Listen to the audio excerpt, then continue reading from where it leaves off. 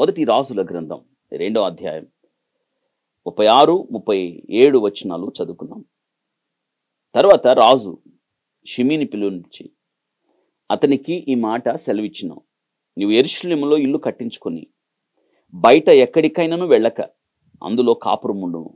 నీవు ఏ దినమున బయలుదేరి కెద్రోను ఏరు వాగు దాటుదువో ఆ దినమున నీవు చచ్చుట నిశ్చయమని రూఢిగా తెలుసుకొనుము. నీ ప్రాణమునకు నీవే ఉత్తరవాది వగుననగా సొలొమోను షిమి అనేవాడికి ఇచ్చిన ఆజ్ఞ ఇది. యెరూషలేములో ఇల్లు కట్టుకో, బయటికి వెళ్ళొద్దు, అందులో కాపురముండు, నివసించు అని చెప్పాడు. యెరూషలేమును దాటొద్దు అని చెప్పాడు. యెరూషలేమును నువ్వెన్నడూ వేడవద్దు అని చెప్పాడు. ఇది సొలొమోను ఒక రకంగా శత్రువైన షిమి అనేవాడికి సొలొమోను యొక్క ఆజ్ఞ ఇది. అప్పుడు షిమి ఏమన్నాడంటే ఆ కింద వచనంలో 35వ వచనం, షిమి తమరు సెలవిచ్చినది మంచిదేను, నా ఏలిన వారైన రాజునకు తమరు చెప్పిన ప్రకారం తమ సేవకుడైన నేను చేసేదని రాజుతో చెప్పెను. షిమి యెరూషలేములో అనేక దినములు నివాసము చేయుచుండెను. ఎందుకు చెప్పాడు ఈ మాటలు? సొలొమోను షిమికి యెరూషలేములో ఇల్లు కట్టుకో, బయటికి వెళ్ళొద్దు, అందులో కాపురముండు అని ఎందుకు చెప్పాడు? ఇది మనం నేర్చుకోవాల్సిన విషయం. యెరూషలేము అనగా సమాధానమునకు నిలయమైన పట్టణం, దేవుని నివాస స్థలం, పరిశుద్ధ పట్టణం, నీతిగల పట్టణం, ఎత్తైన ప్రాకారములున్న పట్టణం, క్షేమమున్న పట్టణం, జీవజలాలున్న పట్టణం, భద్రతున్న పట్టణం, దేవుని సన్నిధి ప్రసన్నత ఉన్న పట్టణం. ఇలా చెప్తూ వెళ్తే యెరూషలేము గురించి ఎన్నో మనం తెలుసుకుంటాం. పరిశుద్ధ గ్రంథంలో ఎన్నో శ్రేష్టమైన విషయాలు యెరూషలేమును గురించి వ్రాయబడ్డాయి. ఆ యెరూషలేములో షిమి అనేవాడిని సొలొమోను ఇల్లు కట్టుకో, బయటికి వెళ్ళొద్దు, కాపురం చేయి, అక్కడే ఉండు అన్నాడు. ఈ మాట చెప్పడంలో షిమికి భద్రత ఉంది, షిమి అనేవాడికి క్షేమం ఉంది. ఆ నగరులలో క్షేమం ఉంది కాబట్టి నువ్వు అక్కడుంటే క్షేమంగా ఉంటావు అని చెప్పాడు. కానీ షిమి ఏం చేశాడు తెలుసా? కొద్ది కాలం తర్వాత, కొన్ని దినాలు, దాదాపు 3 సంవత్సరాలు బయటికి ఎక్కడికి వెళ్ళలేదు, అక్కడే ఉన్నాడు, ఇల్లు కట్టుకున్నాడు, అందులో కాపురం ఉన్నాడు. కానీ 3 సంవత్సరాల తర్వాత అతడు యెరూషలేమును విడవాల్సి వచ్చింది. ఎందుకంటే 2 పనివాళ్ళు పారిపోయి వెళ్ళిపోయారు. ఆ కింద వచనంలో అదే రాయబడింది.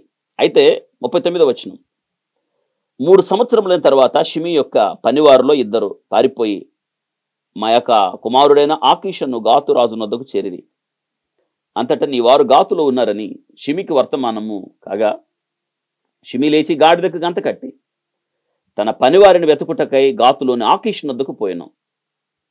చూసారా? 3 సంవత్సరాల తర్వాత షిమి తన పనివారు తన నుంచి వెళ్ళిపోయి ఆకీషు రాజు దగ్గర గాతులో ఉన్నారని తెలుసుకున్నప్పుడు అతడు రాజైన సొలొమోను యొక్క ఆజ్ఞను మీరాడు. చూసారా?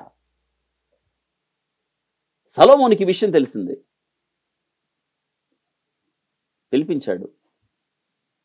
ఎందుకు వీడావు యెరూషలేమును అన్నాడు. వేడవద్దని చెప్పాను కదా అన్నాడు. నీ ప్రాణానికి నువ్వే ఉత్తరవాదివి కదా అన్నాడు. బెనాయాకు ఆజ్ఞ ఇచ్చాడు సైన్యాధిపతికి, అతని మీద పడి అతన్ని చంపు అని. బెనాయా షిమిని చంపేశాడు ఆజ్ఞను మీరి. ఈ షిమి దావీదును దూషించాడు, ఒకానప్పుడు శపించాడు, చీపో అన్నాడు. ఆ షిమి నీ గురించి దావీదు వృద్ధాప్యంలో సొలొమోనుకు చెప్పాడు, అతని విషయం జాగ్రత్త, నువ్వు జ్ఞానం కలిగిన వాడివి కాబట్టి అతనికి ఏం చేయాలో నీకు తెలుసు, అతని గురించి జాగ్రత్తగా ఉండని చెప్పాడు. యెరూషలేమును అతడు విడవకూడదు. ఎందుకు? సొలొమోను దావీదు చనిపోయిన తర్వాత సొలొమోను షిమిని పిలిచి అంటున్నాడు, నువ్వు నా తండ్రికి చేసింది గుర్తుందా? చూడండి, యెరూషలేమును దాటాడు. దాటకూడదు. ఎందుకు? యెరూషలేమా నిన్ను ప్రేమించువారు వర్ధిల్లుదురు అని ఉంది 122వ కీర్తనలో. యెరూషలేము ప్రాకారములు కలిగిన పట్టణం. ఆ పట్టణంలో నెమ్మది ఉంది. యెరూషలేమును వేడకూడదు, సంఘమును వేడకూడదు. యెరూషలేము నేటి దినాన సంఘానికి గుర్తుగా ఉంది. యెరూషలేమును విడిచాడు ఒకడు. యెరూషలేము నుండి యెరికోకు రాగా దొంగల చేతికి చిక్కి అతడు వస్త్రమును దోచుకుని కొర ప్రాణంతో విడిచిపెట్టారు. యూదా బెత్లెహేములో కరువు రాగా ఒకడు తన భార్యను 2 కుమారులను తీసుకొని యూదా బెత్లెహేమును విడిచి మోయాబుకు వెళ్ళాడు. ప్రాణాన్ని పోగొట్టుకున్నాడు. యెరూషలేమును విడిచిన ఇషిమి శత్రువు. వాస్తవంగా మరణమునకు పాత్రుడు, కానీ దావీదు క్షమించాడు. ఆ తర్వాత సొలొమోను కూడా క్షమించాడు, కృపను వెల్లడించాడు, అవకాశం ఇచ్చాడు. నువ్వు యెరూషలేములోనే ఉండాలి, ఉంటాను అన్నాడు. కానీ యెరూషలేమును దాటాడు, రాజాజ్ఞని మీరాడు, ప్రాణాన్ని పోగొట్టుకున్నాడు. ఇదేనా ఆధ్యాత్మిక యెరూషలేము ఏమిటంటే సంఘం, సంఘ సహవాసం, దేవుని బిడ్డలు కూడుకునే స్థలం, సహవాసముగా కూడుకునే స్థలం, ఆయన ఆరాధించే స్థలమే ఆధ్యాత్మిక యెరూషలేము. అనగా మనం సంఘమును విడిచిపెట్టకూడదు, సంఘములో ఉండాలి, నియామక కూడికల్లో మనం ఉండాలి, సంఘ పరిచర్యలో పాలు పంపులు పొందాలి. యెరూషలేము అన్న సంఘమును వేడకండి. దేవుడి వాక్యమును మన కొరకు ఆస్వాదించునుగాక. God bless you.